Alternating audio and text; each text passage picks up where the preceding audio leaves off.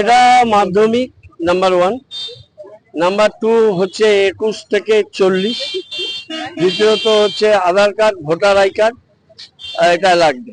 আর মেয়েদের ক্ষেত্রে 21 থেকে 25। না না, ডেফিনেটলি এটা তো এই উদ্যোগ মাননীয় মুখ্যমন্ত্রীর। তাই তিনি যে মানুষের হৃদয়ে থাকেন, মানুষের হৃদয়ের খবরটা যে তিনি রাখেন, এটা তার বড় প্রমাণ।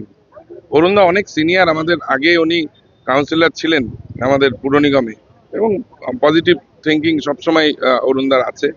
আমার সঙ্গে যেহেতু আমরা একই ফ্রেটার্নিটির, এবং অনেক ছোট বয়স থেকে অরুণদার সঙ্গে একটা সম্পর্ক হৃদ্যতা আছে।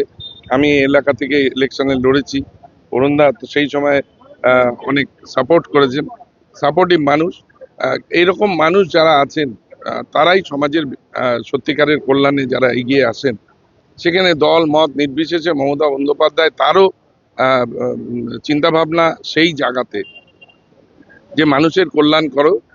সেখানে কোনো দল ধর্ম ইত্যাদি এগুলো দেখার কোনো জায়গা নেই। মানুষ যদি খিদে পায়, মানুষের সে খাবার চাইবে। মানুষের যদি স্বাস্থ্যের অসুবিধে হয়, সে দেখে না যে কোন ডাক্তারবাবু কোন ধর্মের। তার রক্ত, মানুষের রক্তই মানুষকে দেওয়া হয়।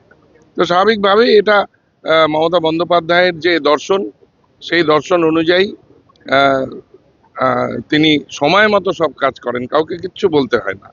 আজকে যে হাজার হাজার মানুষ তারা আজকে এসছেন, এই আমাদের নতুন প্রজন্মের ছেলে মেয়েরা, তারা এই আশাই ছিলেন এতদিন হয়তো, যে দিদি এত মানুষের কল্যাণ করছেন জন্ম থেকে মৃত্যু পর্যন্ত। আমরা এই 21 থেকে 40 বছরের যারা আছি, তারা কেন বাদ থাকবো দিদির ভালোবাসা থেকে? তো সেই ভালোবাসার টানে দিদি যেমন প্রকল্প করেছেন, প্রকল্পটা এটা হচ্ছে সম্মান জানানো যে আমরা এই ভারতবাসী, আমরা এই রাজ্যে বসবাস করি, এখানকার অভিভাবিকা হচ্ছেন আমাদের মাননীয় মুখ্যমন্ত্রী।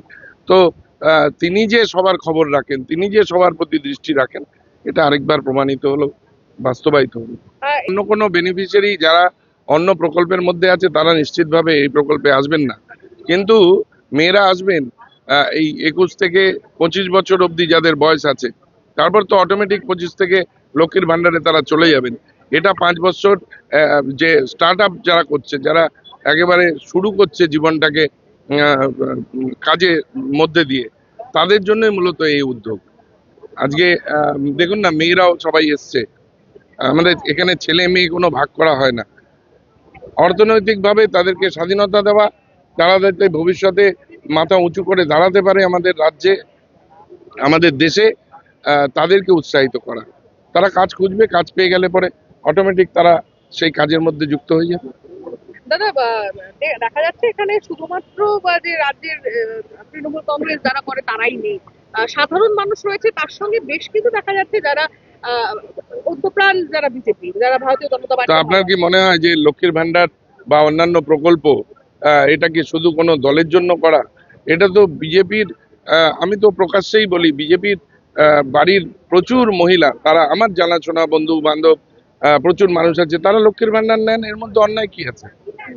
রাজ্যের মাননীয় মুখ্যমন্ত্রী যে সবার হৃদয়ে আছে, সেটাই এটাতে প্রমাণিত হয়। তারাই আবার লাইনে দাঁড়িয়ে বিরোধিতা করছে। এই 1500 টাকায় কি হয়? এই 2-4 জন যারা দ্বিচারিতা করে, তারা তাদের ফল ভোগ করবে। এর থেকে বেশি কিছু বলার নেই।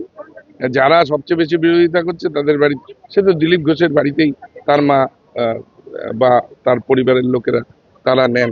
তো কি আছে, নেবেন, তারাও তো আমাদের এই রাজ্যেরই মানুষ।